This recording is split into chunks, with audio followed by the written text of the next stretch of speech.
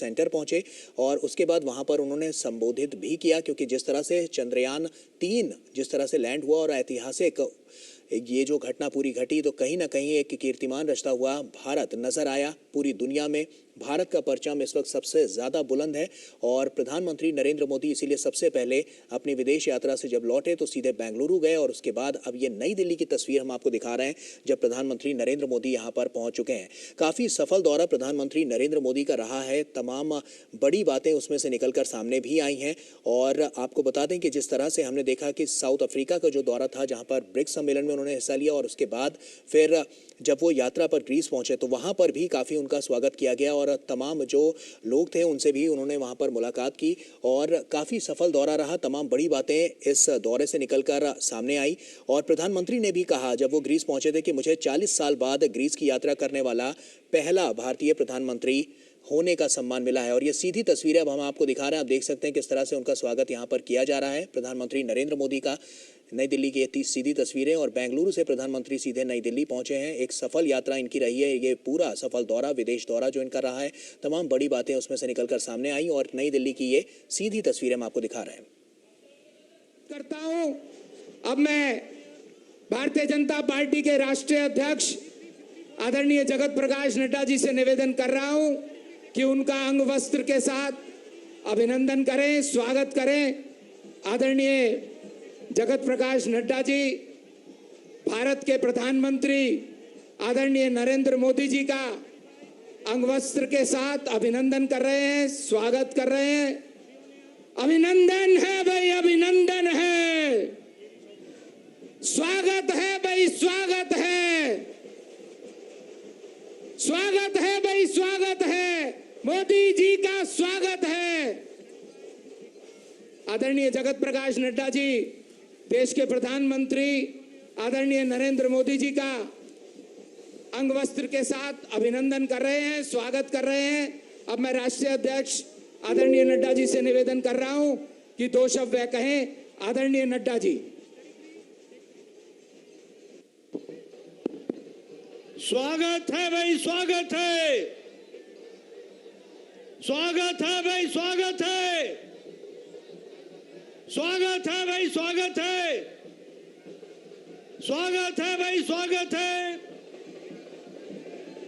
आज के इस कार्यक्रम में हम सबके बीच में उपस्थित भारत के यशस्वी प्रधानमंत्री सम्माननीय नरेंद्र मोदी जी,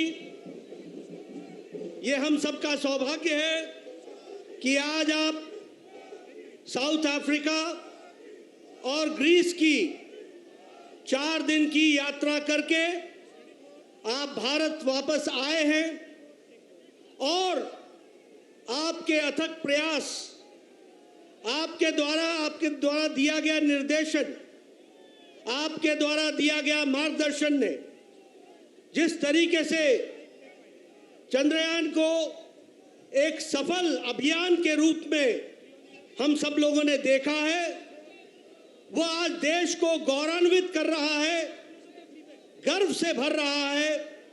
और ऐसे समय पर जब आप दिल्ली वापस आए हैं तो दिल्ली में देश के कोने कोने से रहने वाले, दिल्ली में बसने वाले ऐसे सभी नागरिकों ने आपका नागरिक अभिनंदन करने का तय किया। मैं इन सब की ओर से और अपनी ओर से भी आपका यहां आने पर हार्दिक अभिनंदन करता हूं और स्वागत करता हूं। यह हम सब के लिए गौरव का विषय है। देश गौरव कर रहा है, गर्व महसूस कर रहा है चंद्रयान की सफलता के लिए, सफल प्रक्षेपण के लिए और आपके मार्गदर्शन के दृष्टि से एक बहुत बड़ी सफलता और एक बहुत ही खुशी का अनुभूति करने का देशवासियों को सौभाग्य मिला है। आपका समर्पण, आपका कमिटमेंट, आपका समर्पित भाव से देश की सेवा करना और देश के को आगे ले जाने वालों के साथ आपका जो समर्पित भाव है वह इस बात से दर्शाता है कि जब आप अपनी यात्रा ग्रीस में आपने समाप्त की और आप ग्रीस से जब आप वायुयान से उड़े तो आप सीधे बंगलुरु गए सुबह 6 बजे और वहां पहुंच करके आपने हमारे साइंटिस्ट, हमारे वैज्ञानिक, इसरो के साइंटिस्ट जिन्होंने जी जान मेहनत करके भारत को यह कीर्तिमान स्थापित करने का कार्य किया है, उनकी पीठ थपथपाने में, उनको प्रोत्साहन देने में कोई कसर नहीं छोड़ी और सीधे आप बंगलुरु गए। सुबह 6 बजे आपका वहां पर लैंडिंग हुई है। और हम सब लोग जानते हैं, जब हम उजाले को देखते हैं तो अंधकार को भी याद रखना चाहिए। 2019 में जब चंद्रयान 2 सफल नहीं हो पाया था, सभी हताश थे। उस समय प्रधानमंत्री मोदी जी आपने आगे बढ़ करके देश को हौसला दिया था, साइंटिस्ट को हौसला दिया था, वैज्ञानिकों को हौसला दिया था और आपने कहा था कोई बात नहीं, आगे चलो, सफलता हमारी होगी, सिद्धि हमारी होगी। आज उसका नतीजा है कि 2023 में चंद्रयान 3 सफल हुआ है। इसका हम सब लोग बहुत बहुत आपको बधाई भी देते हैं। और जिस तरीके से आपने विपदा के काल में जब अंधकार छाया हुआ था तो जो देश को हौसला दिया वह आज सिद्धि का कारण बना है, यह भी हम सबको समझना चाहिए। आज वैज्ञानिक क्षेत्र में और स्पेस क्षेत्र में देश ने अपने आप को स्थापित कर दिया है। दुनिया के नजरों में हमारा कद बढ़ा है। दुनिया के नजरों में भारत के साइंटिस्ट, भारत का अनुसंधान, भारत का कार्य, इसको दुनिया ने सराहा है। और इस सिद्धि का जो निर्देशन हुआ है वो आदरणीय प्रधानमंत्री जी आपके पल पल, हर पल, छोटी छोटी बातों का ध्यान रखते हुए निर्देशित करने का नतीजा आज हम सबको एक शांत, एक सुखद अनुभव करने का सौभाग्य दे रहा है। हम सब जानते हैं कि साउथ अफ्रीका में जहां आपने ब्रिक्स नेशन में शिरकत की और भारत ने अपने नेतृत्व के, आपके नेतृत्व के माध्यम से ब्रिक्स में अपना स्थान तो बनाया ही है, लेकिन दुनिया को भी निर्देशित करने का काम जो किया वह सब हम लोगों ने देखा है। आप कल ग्रीस में थे और ग्रीस में भी आपको सर्वोच्च सम्मान से नवाजा गया। मैं अपनी ओर से और तमाम देशवासियों की ओर से आपको उसके लिए हार्दिक बधाई देता हूं और आपका अभिनंदन करता हूं।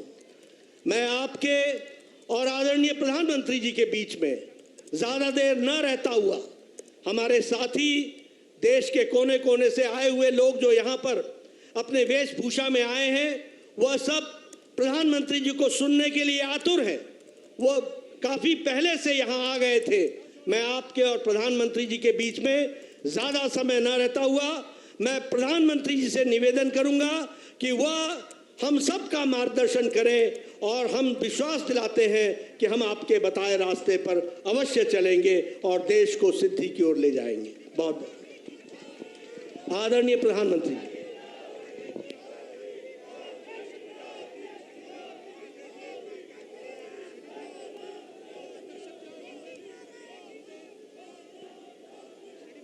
भारत माता की, भारत माता की, भारत माता की।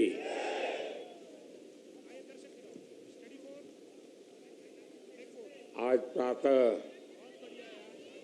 मैं बेंगलुरु में था।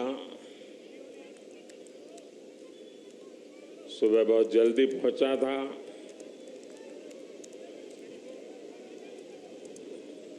और तय किया था कि भारत में जाकर के देश को इतनी बड़ी सिद्धि दिलाने वाले वैज्ञानिकों के दर्शन करूं, और इसलिए मैं सुबह सुबह वहां चला गया। लेकिन वहां जनता जनार्दन ने सुबह से ही, सूर्योदय से भी पहले हाथ में तिरंगा लेकर के चंद्रयान की सफलता का जिस प्रकार का उत्सव मनाया, वो बहुत ही प्रेरित करने वाला था। और अभी कड़ी धूप में सूरज बराबर तप रहा है, और इस महीने की धूप तो चमड़ी को भी चीर देती है। ऐसी कड़ी धूप में आप सबका यहां आना और चंद्रयान की सफलता को सेलिब्रेट करना, और मुझे भी इस सेलिब्रेशन में हिस्सेदार बनने का सौभाग्य मिले, ये भी मेरा सौभाग्य है। और मैं इसके लिए आप सबका अभिनंदन करता हूं। आज जब मैं इसरो पर सुबह पहुंचा था, तो चंद्रयान द्वारा जो तस्वीरें ली गई थी, उन तस्वीरों को पहली बार रिलीज करने का भी मुझे सौभाग्य मिला। शायद अब तो आपने भी टीवी पर वो तस्वीरें देखी होगी। वो खूबसूरत तस्वीरें अपने आप में एक बहुत बड़ी वैज्ञानिक सफलता की एक जीती जागती तस्वीर हमारे सामने प्रस्तुत हुई। आमतौर पर एक परंपरा है दुनिया में कि इन प्रकार के सफल अभियान के साथ उस पॉइंट का कोई न कोई नाम दिया जाए। तो बहुत सोचने के बाद मुझे लगा, और आज जहां पर चंद्रयान 3 ने लैंड किया हुआ है, उस पॉइंट को एक नाम दिया गया, और नाम दिया है शिव शक्ति।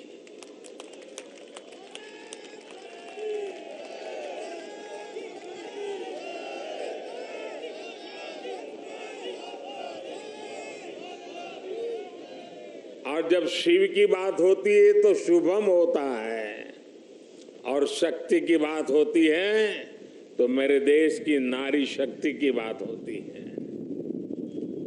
जब शिव की बात होती है तो हिमालय याद आता है, और शक्ति की बात होती है तो कन्याकुमारी याद आता है। हिमालय से कन्याकुमारी तक की इस भावना को उस पॉइंट में प्रतिबिंबित करने के लिए इसका नाम शिव शक्ति तय किया है। इसके साथ ही 2019 में चंद्रयान 2, उस समय नाम रखने की चर्चा मेरे सामने आई थी, लेकिन मन तैयार नहीं था। भीतर ही भीतर मन ने संकल्प कर लिया था कि पॉइंट 2 को भी नाम तब मिलेगा जब हम सच्चे अर्थ में हमारी यात्रा में सफल होंगे। और चंद्रयान 3 में सफल हो गए, तो आज चंद्रयान 2 का जो पॉइंट था उसका भी नामकरण किया, और उस पॉइंट का नाम रखा है तिरंगा। हर संकटों से जूझने का सामर्थ्य तिरंगा देता है। हर सपने को साकार करने की प्रेरणा तिरंगे देता है। और इसलिए 2 में विफलता मिली, 3 में सफलता मिली, तो प्रेरणा बन गई तिरंगा। और इसलिए जो पॉइंट 2 चंद्रयान 2 जो पॉइंट के रूप में अब तिरंगा के रूप में जाना जाएगा। और भी एक महत्वपूर्ण बात आज सुबह मैंने कही है,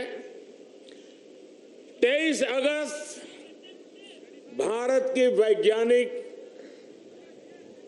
विकास यात्रा में एक मील का पत्थर है और इसलिए हर वर्ष भारत 23 अगस्त को नेशनल स्पेस डे के रूप में मनाएगा। साथियों, मैं पिछले दिनों ब्रिक्स समिट के लिए साउथ अफ्रीका में था। इस बार साउथ अफ्रीका के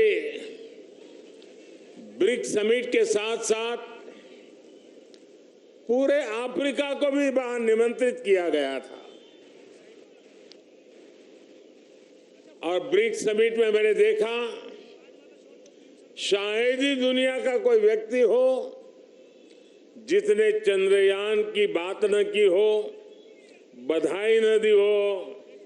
और जो बधाइयां मुझे वहां मिली है वो आते ही मैंने सब वैज्ञानिकों के सामने उनको सुपुर्द कर दी है और आप सबको भी सुपुर्द कर रहा हूं कि पूरे विश्व ने बधाइयां भेजी है। साथियों,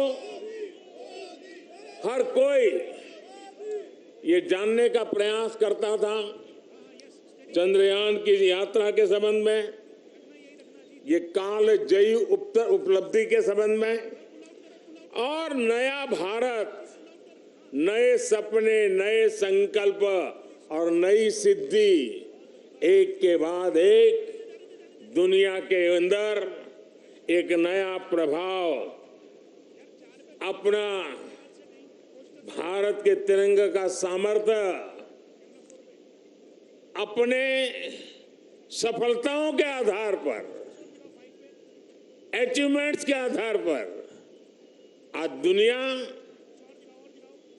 अनुभव भी कर रही है, स्वीकार भी कर रही है और सम्मान भी दे रही है। साथियों, ब्रिक्स समिट के बाद मेरा ग्रीस जाना हुआ। 40 साल बीत गए, भारत के किसी प्रधानमंत्री ने ग्रीस की यात्रा नहीं की थी। मेरा सौभाग्य है कि बहुत सारे काम जो छूट जाते हैं मुझे ही करने होते हैं।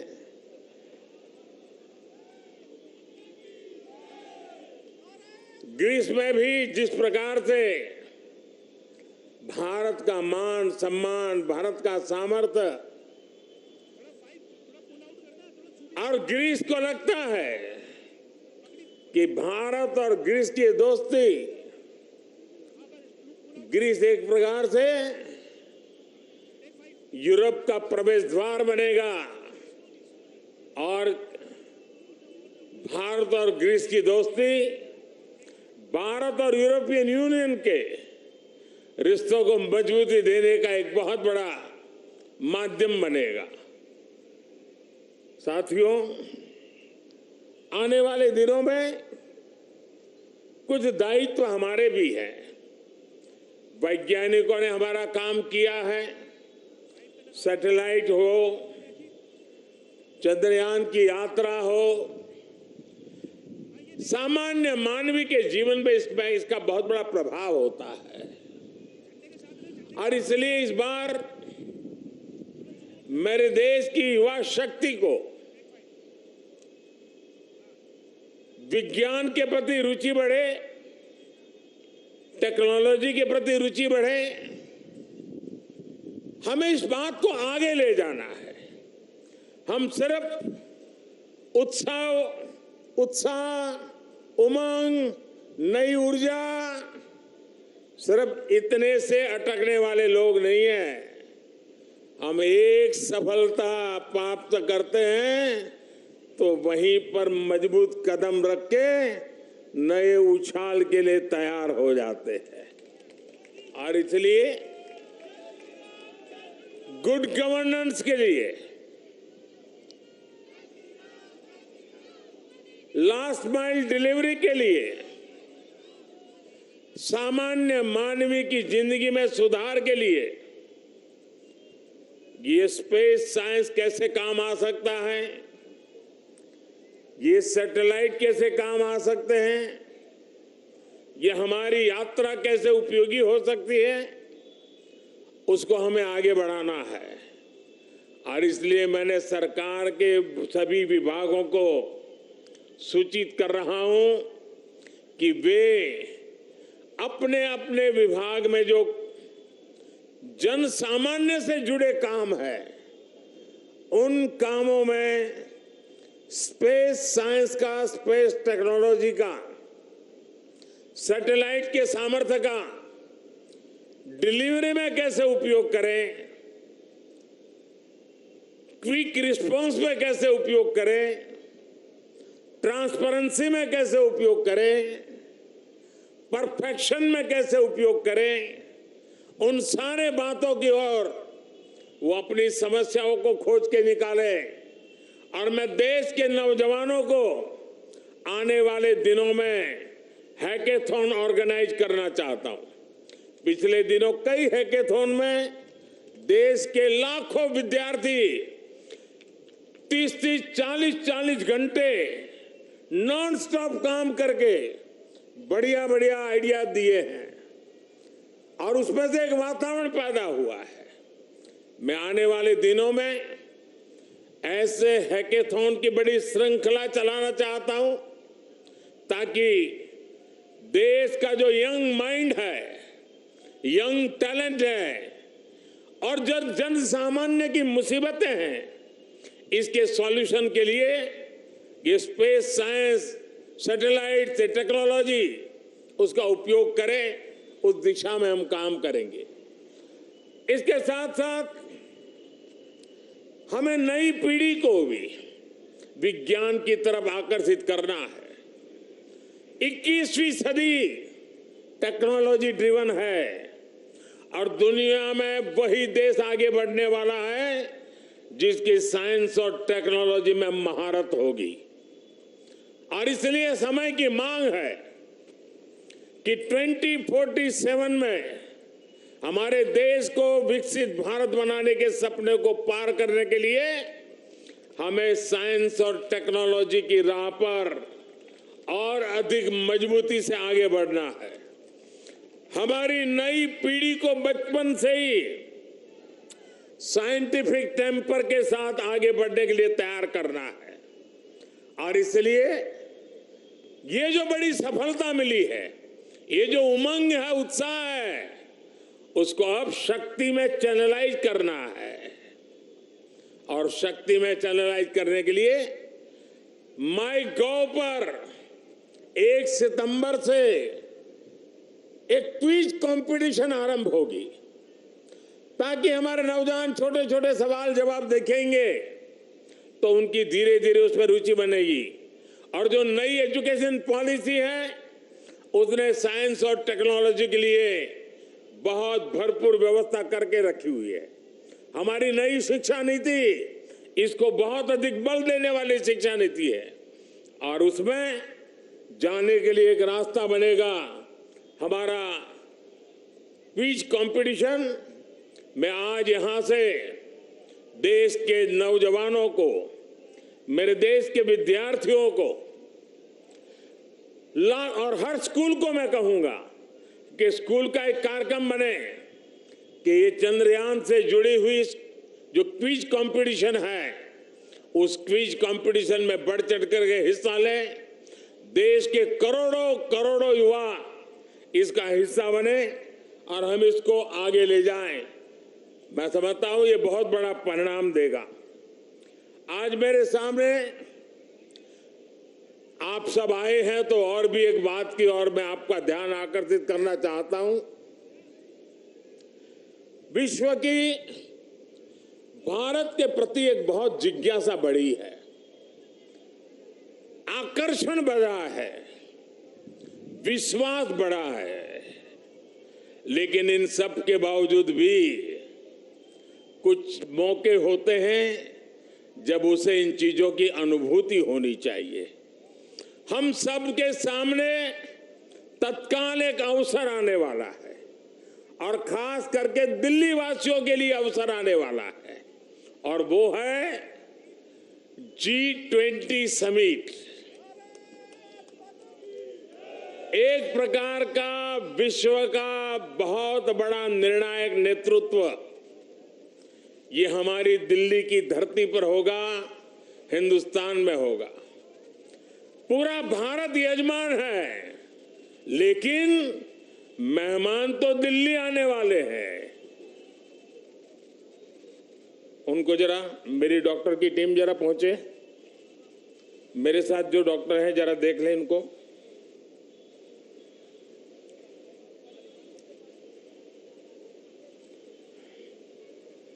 उनको हाथ पकड़ के ले जाइए, बिठा दीजिए कहीं और जूते वगैरह खोल दीजिए।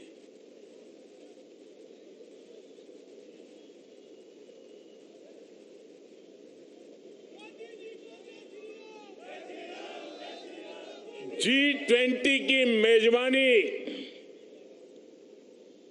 पूरा देश मेजबान है, लेकिन ज्यादा से ज्यादा जिम्मेवारी मेरे दिल्ली के भाइयों बहनों की है, मेरे दिल्ली के नागरिकों की है।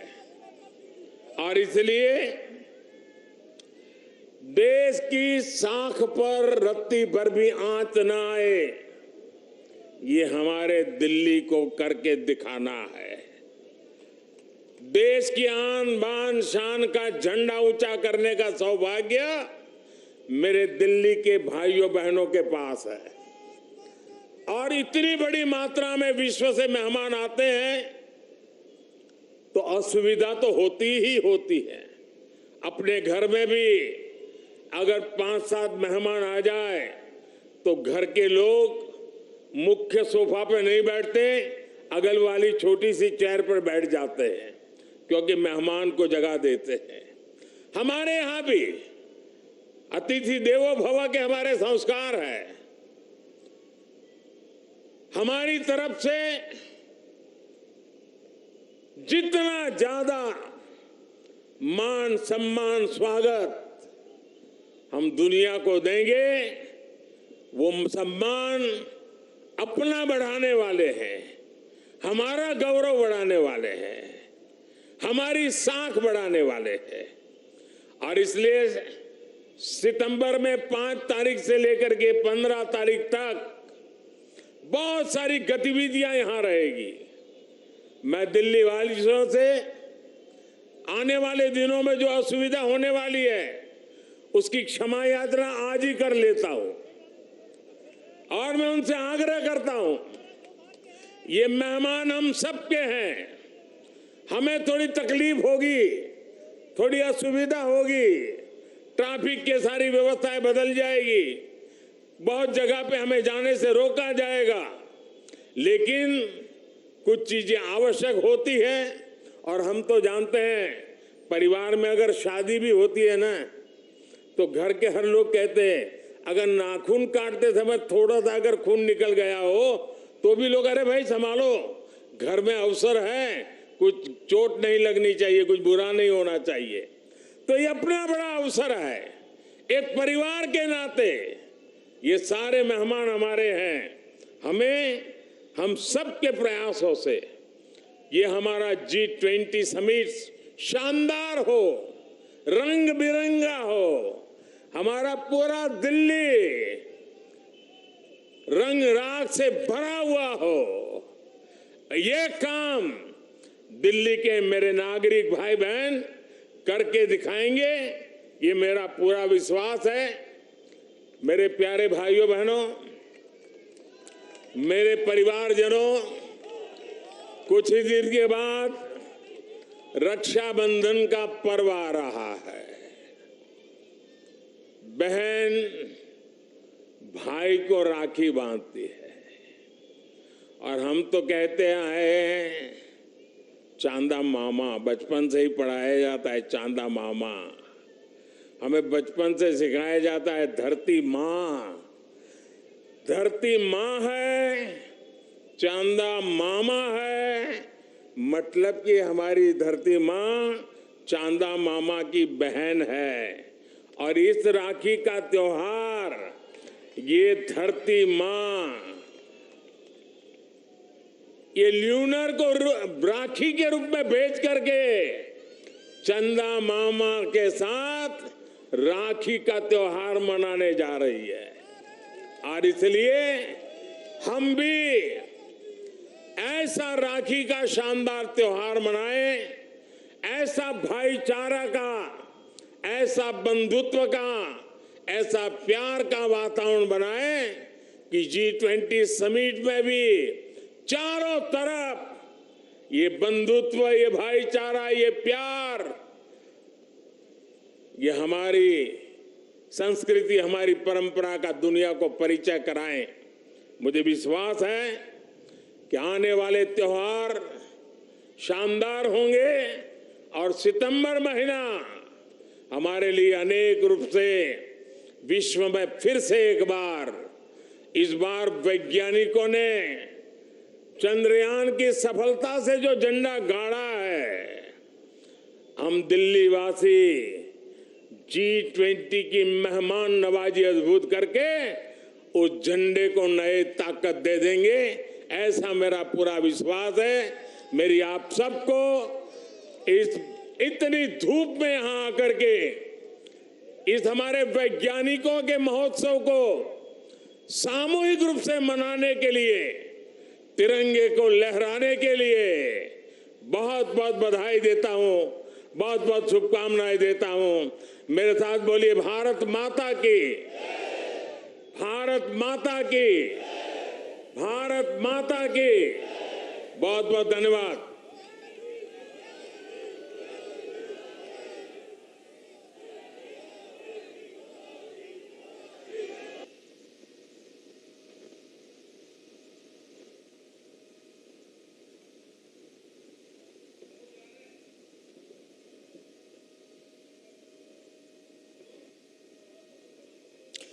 तो प्रधानमंत्री नरेंद्र मोदी को आप सुन रहे थे और ये सीधी तस्वीरें हम आपके साथ साझा कर रहे हैं। आपको बता दें कि अपनी विदेश यात्रा को खत्म करने के बाद सबसे पहले प्रधानमंत्री बेंगलुरु गए और उसके बाद नई दिल्ली में यहाँ पर आकर जनता को वो संबोधित कर रहे थे और साफ तौर पर तमाम बड़ी और महत्वपूर्ण बातें प्रधानमंत्री नरेंद्र मोदी ने कही है, क्योंकि जिस तरह से चंद्रयान 3 जिस तरह से उसने कीर्तिमान रचा, तो कहीं ना कहीं भारत के लिए ये एक ऐतिहासिक पल रहा और उसके बाद विश्व गुरु बनने की जो प्रणाली रही है उसमें अग्रसर होकर भारत और आगे बढ़ता हुआ नजर आ रहा है। प्रधानमंत्री नरेंद्र मोदी ने अपने संबोधन में तमाम बड़ी और महत्वपूर्ण बातें कही और उन्होंने ये भी कहा कि स्पेस साइंस और स्पेस टेक्नोलॉजी पर अब खास फोकस किया जाएगा और साथ ही आने वाले समय में किस तरह से जो नई एजुकेशन पॉलिसी है उसमें भी इसको जगह दी जाएगी और इस पर सबसे ज्यादा फोकस किया जाएगा।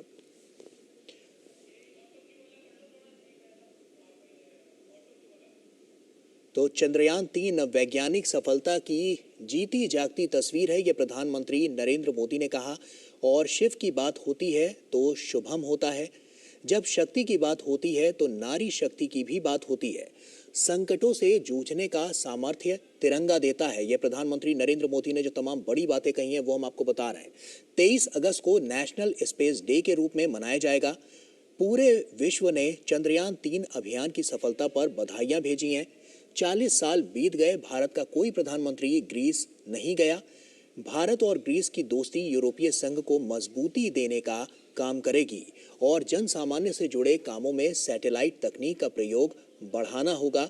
नई पीढ़ी को विज्ञान की तरफ आकर्षित करना है। 1 सितंबर से क्विज कंपटीशन का आयोजन होगा। स्कूलों में चंद्रयान से जुड़े क्विज कंपटीशन का आयोजन हो, इस बात को भी प्रधानमंत्री ने कहा। G20 के मेहमानों के लिए पूरा देश मेजबान है। देश की शान बढ़ाने में दिल्ली के लोगों को ज्यादा बड़ी जिम्मेदारी निभानी होगी। मुझे विश्वास है कि G20 सम्मेलन को शानदार बनाने के लिए दिल्ली के नागरिक पूरा सहयोग करेंगे।